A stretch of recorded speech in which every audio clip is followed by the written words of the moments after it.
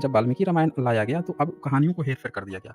राम और सीता भाई-बहन की जगह पति-पत्नी बना दिए जाते हैं और जो रावण है उसको विलेन के तौर पे खड़ा कर दिया गया। और रावण को चूँकि वो दक्षिण किसी द्वीप का है, इस कारण से दक्षिण भारत को पूरा अपवित्र मान लिया गया और पूरे दक्षिण भारत की हमेशा ब्रह्मनिकल सिस्टम के द्वारा निंदा की जाती रही, दक्षिण को बुरा-भला कहा जाता रहा। ये सारी बातें मैं पूरे शब्दों के साथ दिखाऊँगा।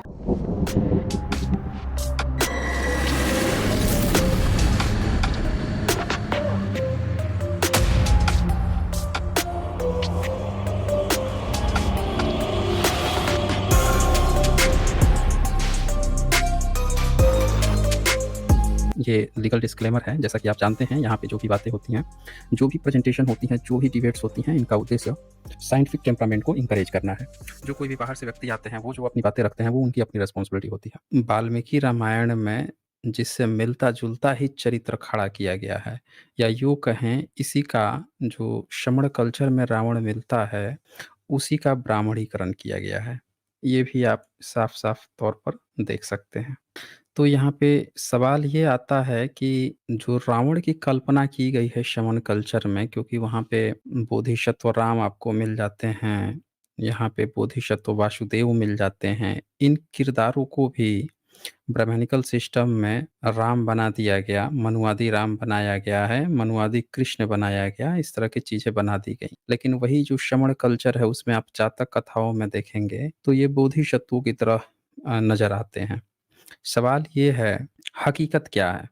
क्या जो हमने पिछले स्ट्रीम में देखा कि किस तरह से रावण और तथागत के बीच में जो संवाद हो रहा था, कैसे रावण जो है मलय पर्वत जो कल्पना की गई है कि दक्षिण में समुद्र में कहीं एक द्वीप है और वो द्वीप की एग्ज़ैक्ट जो बातें हैं, वो भी मैं बताऊँगा, पूरे विस्तार से बताऊँगा। उस पर भी हम लोग आज प्रकाश डालेंगे। ये भी मैं दिखाने की कोशिश करूँगा कि किस तरह से पिछले 50-100 साल में जो आज का श्रीलंका यानी जो शिलोन है, उसको किस तरह से लंका बताकर एक भ्रम फैलाया गया।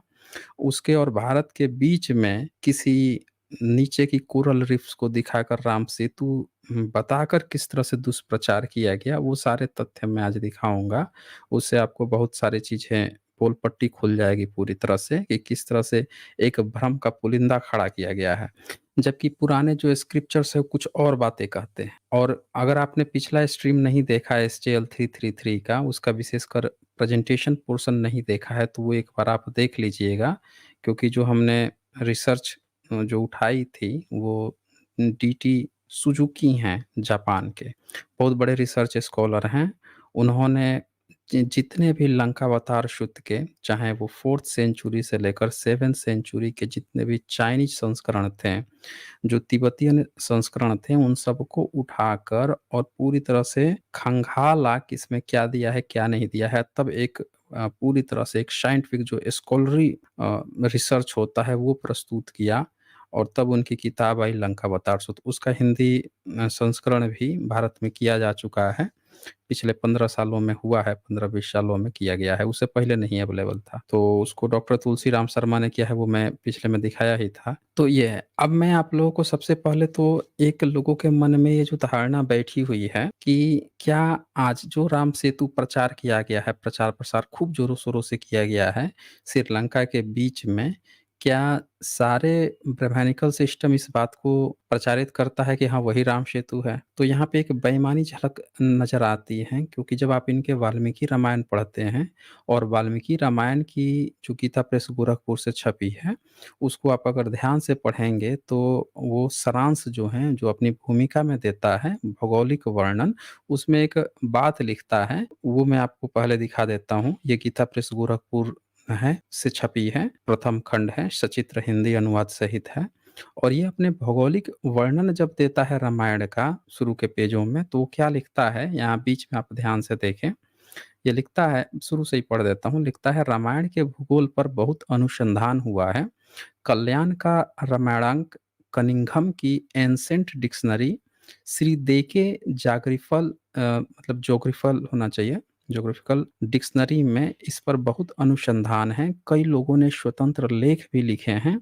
लंदन के एशियाटिक सोसाइटी जर्नल में एक महत्वपूर्ण लेख छपा था। वेद धरातल पंडित गिरीश चंद्र में भी कुछ अच्छी सामग्री है। केवल लंका पर ही कई प्रबंध हैं। सर्वेश्वर के एक लेख में मालदीव को लंका सिद्ध किया गया है। तो यहाँ आप देख सकते हैं कि जो लंका जो वाल्मीकि रामायण की जो लंका है, उसको खुद वाल्मीकि रामायण जो किताब छप रही है, वो खुद क्या कह रहा है कि उन्होंने अपने लेखों में सर्वेश्वर के एक लेख में मालदीव को लंका सिद्ध किया गया है और मालदीव कहाँ है, आप सब जानते हैं। श्रीलंका का कम से कम बात नहीं हो रहा है। तो ये आप देख सकते हैं कि जब इस तरह की बातें और गीता प्रेस गोरखपुर पिछले 100 साल से, अब तो 100 साल पूरा भी हो गया इसका, तो 100 साल से ये किताबें चल रही हैं, पर जब सीरियल बना तब किस तरह से या फिर आप देखेंगे सोशल मीडिया में किस तरह से आज का जो श्रीलंका, जो सिलोन है, जो 1972 में जिसका नाम बदला गया था, 1972 से जिसका नाम बदला गया लंका, लंका का मतलब क्या होता है? आप कभी सोचे हैं? लंका जो है वो एक गुंबज को कहा जाता है। गुंबज मतलब लंका जो है वो एक गुंबज को कहा जाता है। अब होता क्या है कि इन्होंने बड़ी चालाकी से राम सेतु दिखाने के लिए पूरे श्रीलंका को ही लंका-लंका कहना प्रचारित कर दिया। जबकि लंका में सम्राट अशोक के बेटे-बेटी शंखमित्ता और महिंद थेर जो हैं ये लोग गए थे। वहाँ से हमेशा आना-जाना रहा है, वहाँ आज भी बुद्धिज़्म पाया जाता है। तो भैया ये लोग गए थे तो इनको नहीं पता चला था क्या रावण के बारे में? और वहाँ की आप जब दशरथ जातक उनकी जातक जब पढ़ेंगे राम जातक तो वहाँ पे कुछ और कहानी मिलेगी। वहाँ पे रावण का ऐसा कोई मतलब नहीं है। तो ये आप देख सकते हैं, लेकिन जब ये हवा उड़ा कि उसके बीच में राम सेतु है, तब यही ब्राह्मण में से कोई ब्राह्मण खड़ा नहीं हुआ ये बात कहने के लिए कि ये सोशल मीडिया पे झूठ चल रहा है, वो हमारा लंका नहीं है। आपने देखा, कितने ब्राह्मणों को आपने देखा, जो धार्मिक ही थे और खड़े हो गए कहने के लिए कि नहीं भाई, ये हम लोग मालदीव हो सकता है या किसी दूसरे चीज़ की, उसके आगे भी आप देखिए क्या लिखा है, कुछ लोग इसे ध्वस्त मस्जिद या दुर्गे अभी मानते हैं। यानी ऐसी एक जगह जहाँ पे कोई जा नहीं सकता है, बहुत अजीबो-गरीब जगह है, ये भी माना जाता है। लेकिन कहीं यहाँ पे श्रीलंका की बात नहीं आई। लेकिन फिर भी मैं क्यों कहता हूँ कि पूरा ब्राह्मणिकल सिस्टम जो है, वो अपनी एक थियरी पेश करता है, लोगों के बीच में जाने देता है।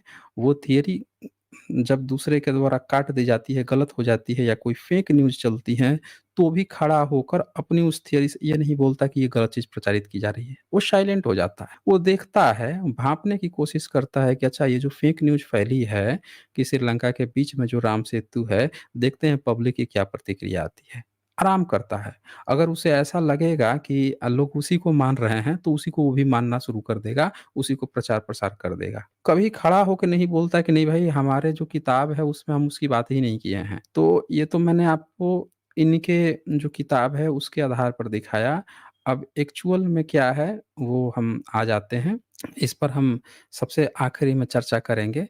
प्रेज़ेंटेशन का जो पोर्शन लास्ट में जो हम लंकावतार सूक्त की बात कर रहे थे कि बुद्ध ने जो उपदेश दिया रावण को, हम बताएँगे आपको कि एग्ज़ैक्टली कहाँ पे हैं, उसके क्या-क्या साक्ष्य हैं, वो पूरा दिखाऊँगा। लेकिन उससे पहले जो पिछला जो हम स्ट्रीम चल रही थी कि रावण जो सपने देख रहा था कि बुद्ध जो हैं, वो बुद्ध से शिक्षा लेना चाहता था। वो बताता है कि हम पूर्व बुद्ध जो आए थे, उनसे हम लोग शिक्षा लिए थे और पूर्व बुद्ध जो हैं वो अ, हम उनको मानने वाले लोग हैं, हम लोग महायानी बुद्धिस्ट हैं। ये सारी बातें जो है अपने सपने में जब बताते जा रहा था, तो ये देखें यदि विकल्प की प्रवृत्ति है 44 नंबर जो पॉइंट लिस्ट किया गया था। यदि विकल्प की प्रवृत्ति है तो वह बुद्ध को नहीं देखता है, बुद्ध संबुद्ध हैं, जब वह देखता है तो वह अव्यक्त संसार ही है। ये जैसे ही यहाँ तक वो सपने देखता है और अचानक से उसकी यहाँ पे नींद टूट जाती है। लिखता है लंकाधिपति तब तुरंत जाग गए। अपने चित्त में प्रवृत्ति का अनुभव करते हुए और यह अनुभूति करते हुए कि संसार कुछ नहीं है अपितु उसका अपना चित्त ही है, वे अविकल्प में स्थित हो गए। अब यहाँ पे बात ये आती है कि जब वो जागता है तो अब ढेर सारी उसके मन में बात आने लगती है कि क्या वो सही में बुद्ध के दर्शन कर रहा था, बुद्ध से बात कर रहा था सपने में। उसके मन में तरह-तरह की बातें आने लगती हैं। योग चूँकि वो महायानी बुद्धिस्ट था, योगाचारी बुद्धिस्ट था, योगाचारी यानी विज्ञानवादी। अब बुद्धिज़्म की 4 शाखाएँ मुख्य 4 शाखाएँ हैं। जो थेरवाद है, उसकी शौतांत्रिक और वैभाषिक, ये 2 मुख्य शाखा है। जो महायान है, उसमें योगाचार जिसको कि विज्ञानवाद भी कहा जाता है, वो और दूसरी उसकी शाखा है शून्यवाद या माध्यमिका। तो ये उसकी 2 ब्रांचेज़ हैं। तो रावण जो है ये विज्ञानवादी जो बुद्धिज़्म था यानी योगाचार जो बुद्धिज़्म था इससे इसकी टकराहट हुई। इसमें योग यानी जो चित्त है, जो विज्ञान है, जो इंसान का चित्त है, उसकी बातें चलती हैं। अब ये जितनी भी उसकी बात चलेगी तो आप देखेंगे बार-बार चित्त शब्द आएगा इसमें, समझ रहे हैं ना? चित्त, तो ये जो सोच भी रहा है अपने चित्त के हिसाब से जो डिसीज़न ले रहा है, उसकी इसमें बातें आएँगी। तो ये यहाँ पे बात चल रहा था और योगाचार जो है वो जैन बुद्धिज़्म जो है उसके काफ़ी करीब है। जब डीटी सुजुकी जो हैं जब इसको लिख रहे थे, बड़े मेहनत किए थे उन्होंने, चाइना से 3 संस्करण मिले थे, चौथी से 7वीं सदी तक। मैंने पिछले स्ट्रीम में बड़े डिटेल से बताया था, इन चीज़ों को रिपीट नहीं करूँगा। तो 3 संस्करण वहाँ से मिले थे, 3 अलग-अलग अनुवाद और एक तिब्बती अनुवाद मिला था लंकावतार सूत्र का। इन चारों को लेकर जब इन्होंने कंपाइल किया डीटी सुजुकी ने और फिर यहाँ पे तुलसी राम शर्मा जो हैं, डॉक्टर तुलसी राम शर्मा, इन्होंने इसका अनुवाद किया, हिंदी अनुवाद यहाँ पे अवेलेबल है। आप लोग ऑनलाइन भी पीडीएफ मिल जाएगा डीटी सुजुकी का। तो जब उसको अनुवाद करते हैं तो उन्होंने दिखाया कि लंकावतार सूत्र पे सबसे कम रिसर्च की गई है। इसको इग्नोर किया गया क्योंकि भारत का जो बहुजन वर्ग है, वो अभी बहुत मतलब अपने रोज़मर्रा के जीवन के लिए, अपने सम्मान संघर्ष के लिए अभी जूझ रहा है, अपने पॉलिटिकल्स पावर के लिए, अपने प्रतिनिधित्व के लिए जूझ रहा है। स्कॉलर्स जो हैं, हाई लेवल के स्कॉलर्स अगर बहुजन समाज से जाते भी हैं, तो वहाँ पे भी उनके साथ भेदभाव होता है।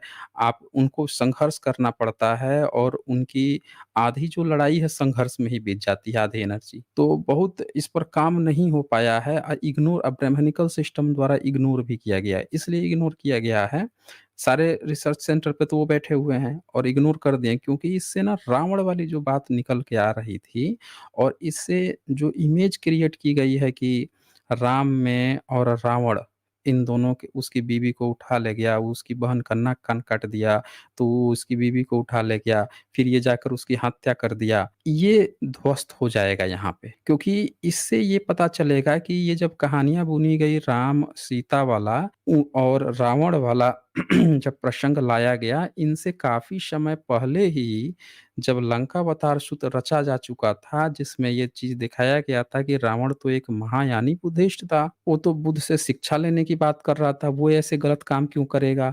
और वो तो पूर्व बुद्धों को मानने वाला था। वो तो बोल रहा है कि जितने पूर्व बुद्ध आए हैं, उनसे हमने क्वेश्चन किए हैं, उन्होंने आंसर दिए हैं, तो आप भी मुझे आंसर दीजिए। तो यहाँ पे ये जब आप पढ़ते हैं पूरे इस प्रसंग में, तो यही सारी बातें आती हैं। हे लंकाधिपति महायोगियों द्वारा जो प्राप्त किया गया है, मतलब ये विशुद्ध हिंदी में लिखा गया है, समझने में थोड़ी-सी किसी को दिक्कत हो सकती है। मूल सारांश मैं आप लोगों को बता देता हूँ इसमें होता क्या है कि जितने भी जो विज्ञानवादी बुद्धिज़्म है, उसी की एक थिंकिंग जो है इसके अंदर आती है, रावण के अंदर, वो सारा चीज़ सोचते रहता है और महामति यहाँ पे एक बोधिसत्व हैं, जो एक मीडियम की तरह काम किए हैं। बुधा, बीच में महामति और दूसरी तरफ रावण। रावण मलय पर्वत के शिखर पे रहता है। शिखर मतलब कि ऐसी एक जगह है, दक्षिण में एक ऐसी जगह है, बहुत ऊँची है, जहाँ कोई जा नहीं सकता, दुर्गम जगह है और वो कल्पना करता है। अच्छा, एक चीज़ ये बता दूँ कि ये 5वीं सदी में ये कल्पना की गई थी। तब भी रावण का वध का प्रसंग नहीं आया था और इसका प्रमाण क्या है कि आप दुनिया में जितनी भी जातक कथाएँ गई हैं, जहाँ-जहाँ राम जातक कथा, जैसे चीन में गईं, तो चीन में चौथी 5वीं सदी में गई थी। दूसरी, तीसरी से चौथी 5वीं सदी में गई, तो वहाँ पे भी रावण युद्ध नहीं मिलेगा आपको। क्यों नहीं मिलेगा? तब तक ये कल्पना ही नहीं हुई थी।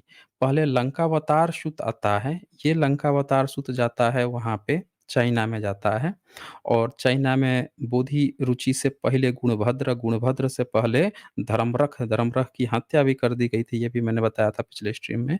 ये लोग लेकर गए थे। धर्मरख और गुणभद्र जो 433 एडी में थे, उनके प्रसंग में ये नहीं आता है रावण का। लेकिन उसके बाद आता है, जब बोधि रुचि जाते हैं, बोधि धर्म, तो 5वीं सदी के बाद जो है ये मिलता है। यानी 5वीं सदी में ये कल्पना की गई रावण की, ये पूरा प्रामाणिक है, आप ध्यान से सुन लीजिए दोस्तों। उससे पहले राम और सीता भाई-बहन हैं, पति-पत्नी नहीं हैं। तो रावण की एंट्री हुई। अब कहानियों को आगे बढ़ाया गया, तो जब वाल्मीकि रामायण लाया गया तो अब कहानियों को हेर-फेर कर दिया गया। राम और सीता भाई-बहन की जगह पति-पत्नी बना दिए जाते हैं। और जो रावण है उसको विलेन के तौर पे खड़ा कर दिया गया। और रावण को, चूँकि वो दक्षिण किसी द्वीप का है, इस कारण से दक्षिण भारत को पूरा अपवित्र मान लिया गया। और पूरे दक्षिण भारत की हमेशा ब्रह्मनिकल सिस्टम के द्वारा निंदा की जाती रही, दक्षिण को बुरा-भला कहा जाता रहा। ये सारी बातें मैं पूरे शब्दों के साथ दिखाऊँगा। पहले हम इस चीज़ को दिखा देते हैं, चूँकि ये प्रसंग दोनों एक-दूसरे से मिलते-जुलते हैं, तो साथ-साथ बताना ज़रूरी है।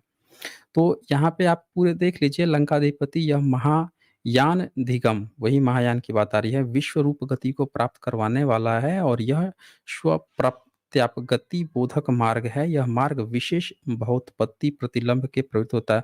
विशुद्ध हिंदी है, किसी को भी समझने में थोड़ी दिक्कत हो सकती है। मसलन होता क्या है कि ये सारी बातें अंतर्द्वंद चलते रहते हैं। फिर महामति जो बोधिसत्व हैं, ये रावण कहता है कि मैं अब तो तथागत के दर्शन करके ही रहूँगा, अभी तो मैंने सपने में देखा है, अब मैं उनके दर्शन करूँगा। देखिए यहाँ लिखता है, इसी बीच रावण को यह सूझा, मैं तथागत के दोबारा दर्शन करना चाहता हूँ, जिनके पास सबको अपने अधीन करने का योग विद्यमान है। अब यहाँ एक शब्द है योग, चूँकि वो योगाचार बुद्धिज़्म को मानता था, योगाचार यानी विज्ञानवाद, महायान की शाखा है उसको।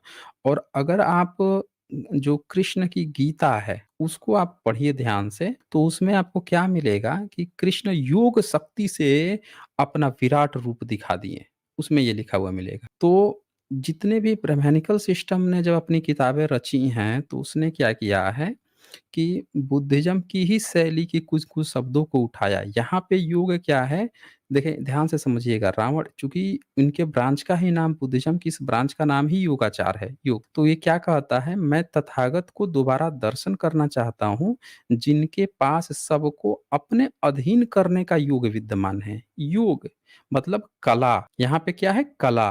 लेकिन ब्रह्मानिकल सिस्टम इस योग को क्या कर दिए हैं कि ज़रा अब प्रसंग देखिए, जब गीता आप पढ़ रहे हों और उसमें लिखता है कि कृष्ण जो हैं, योग शक्ति से अपना विराट रूप दिखाते हैं, सहस्त्र हाथ और ये और वो। अब ये बताइए कि योग शक्ति से, भाई योग शक्ति क्या होता है? चमत्कार हो गया ना? तो यहाँ पे योग का मतलब कला है कि उनके पास ऐसी कला है बुद्ध के पास कि वो सबको अपने अधीन, यानी अपने अंदर, अपने अपने से जोड़ लेते हैं, लोग उनकी बात मानने लगते हैं, वहाँ इसका मतलब है। पर वहाँ पे इसका मतलब बदल जाता है। यानी हम जो बात बार-बार आप लोगों से कहते आए हैं कि बुद्धिज़्म में जिन शब्दों का प्रयोग सामान्य रूप से हुआ है, गुणवाचक है, ब्रह्मनिकल शब्द ने उन शब्दों को पूरी तरह से क्या बना दिया? चमत्कारिक बना दिया और फिर वो खड़ा कर दिया बुद्धिज़्म। इसीलिए लोग फँसे हुए हैं, लोगों को समझ में नहीं आ रहा है कि एक्चुअल में उनका अपना धर्म है क्या? अब आगे देखें, ये कहता है जिन्होंने अपने आप को दार्शनिकों के योग से मुक्त कर लिया है, फिर से यहाँ शब्द है योग से मुक्त कर लिया है। यह मार्ग प्रत्यात्म गतिगोचर का उद्भावक है जो निमित्त एवं निर्माण के द्वंद के। अब ये सारी बातें जो हैं विशुद्ध हिंदू रूप से हैं, ये सारी बातें यहाँ पे चलती हैं। कुल मिला के रावण जो है वो तथागत के फिर से दर्शन करना चाहता है। अब सोचें अब आप लोग सोच रहे होंगे कि क्या रावण ऐसा वास्तव में चाहता है? मैं फिर से क्लियर कर दूँ कि नहीं, ये एक कल्पना की गई है, जैसे जातक कथाएँ होती थीं, उसमें ऐसा लिया जाता था कि एक मगरमच्छ है, एक बगुला है, एक मछली है, वो ऐसे बात कर रहे हैं, वो भी तथागत से बात कर रहे हैं। तो इस तरह से यहाँ पे ये बातें आई हैं। ये मत सोचिएगा कि रावण वास्तव में कोई किरदार वो था, कोई जीवित व्यक्ति था जो ऐसा सोच रहा था। ये एक रचना थी जिसमें दिखाया गया कि एक जिसको आप जो बहुत बुरा से बुरा भी व्यक्ति हो या जो कोई ऐसा भी एक राजा हो जो ऐसी जगह रहता हो, वो भी तथागत की कितनी रिस्पेक्ट करता था और कितना सही आदमी हो सकता था तथागत के को मानकर। ये चीज़ दिखाया गया है।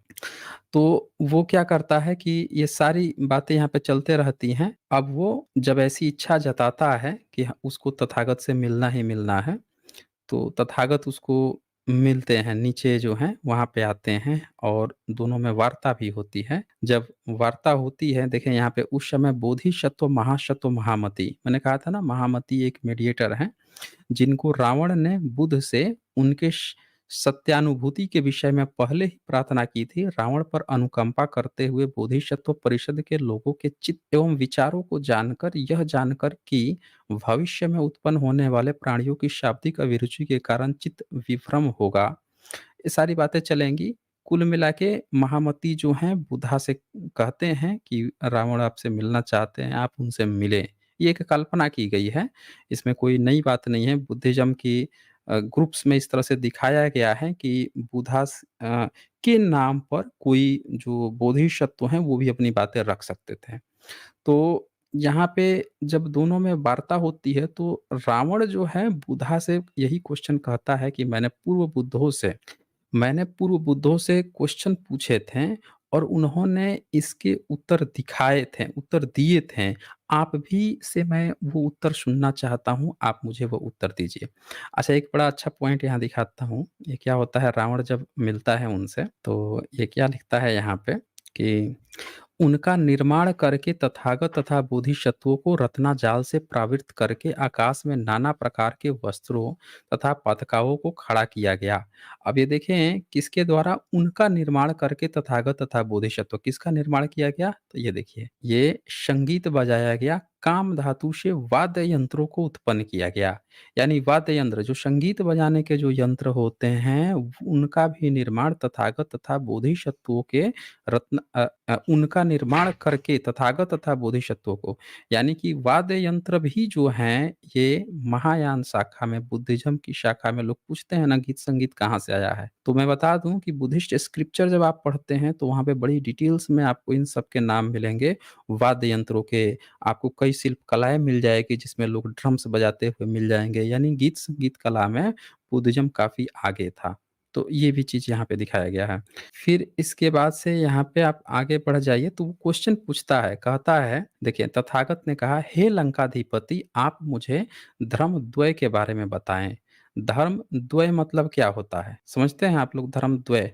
धर्म द्वय का मतलब हो गया कि आपका जो धर्म है, द्वय मतलब दो, दूसरा, यही मतलब हुआ मेरे ख्याल से।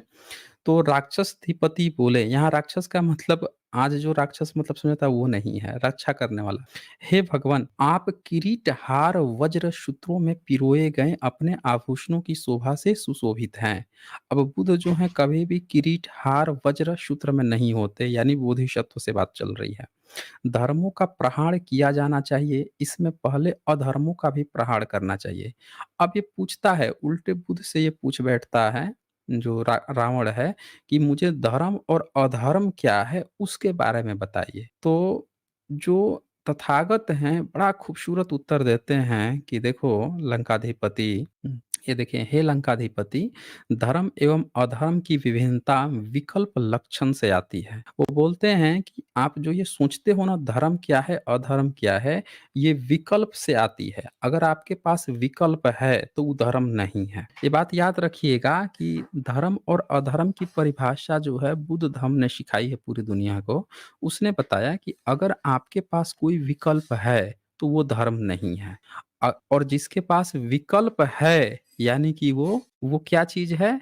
वो धर्म नहीं है। देखिए क्या लिखते हैं ये, हे लंकाधिपति धर्म क्या है? ये दार्शनिक श्रावक प्रत्येक बुद्ध, देखिए प्रत्येक बुद्ध, आप देखते हैं ना कि एक बुद्ध है, एक पेड़ के नीचे चारों बगल, चारों तरफ, चारों दिशा में बुद्ध दिखाए जाते हैं, या कोई एक गोल पिंड बना के उसके चारों तरफ बुद्ध दिखाए जाते हैं। ये प्रत्येक बुद्ध की श्रेणी में आते हैं एवं बालकों द्वारा कल्पित विकल्पों से पैदा होते हैं। क्या कह रहे हैं? कल्पित विकल्पों से पैदा होते हैं। वे सोचते हैं कि गुण गुण एवं द्रव्य के कारण स्वरूप धर्म उत्पन्न होते हैं, उसका प्रहार करना चाहिए।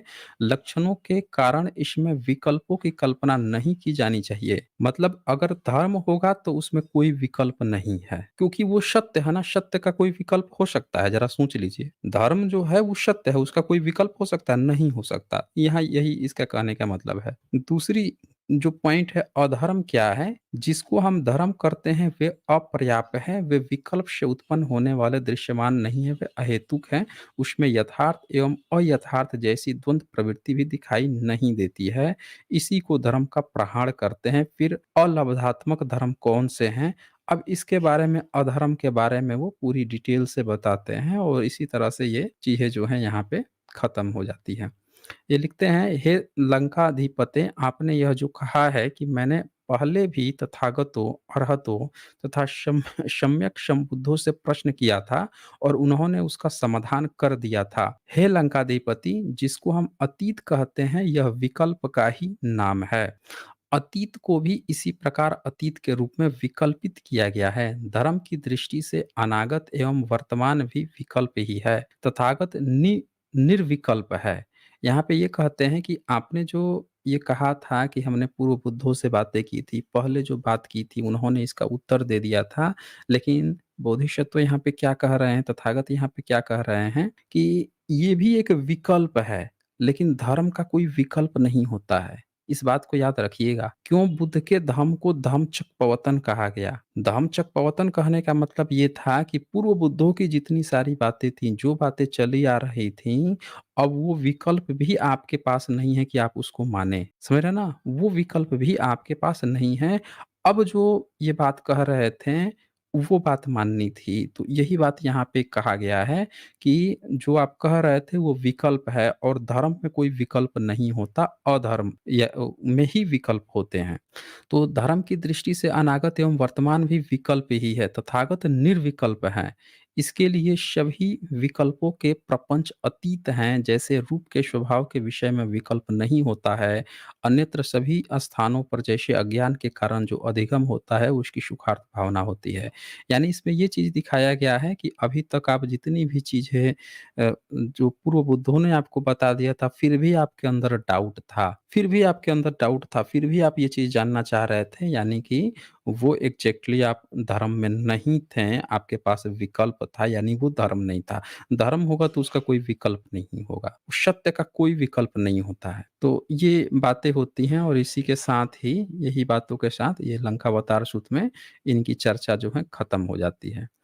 और इसके बीच में रावण जो उनसे जानना चाहता था, वो सारी चीज़ें मैंने इसके फर्स्ट पार्ट में दिखाई हैं कि वो बुद्धा से क्या-क्या बातें जानना चाहता था, पूर्व बुद्धों की क्या-क्या बातें करता है, वो मैंने डिटेल से दिखाई थी।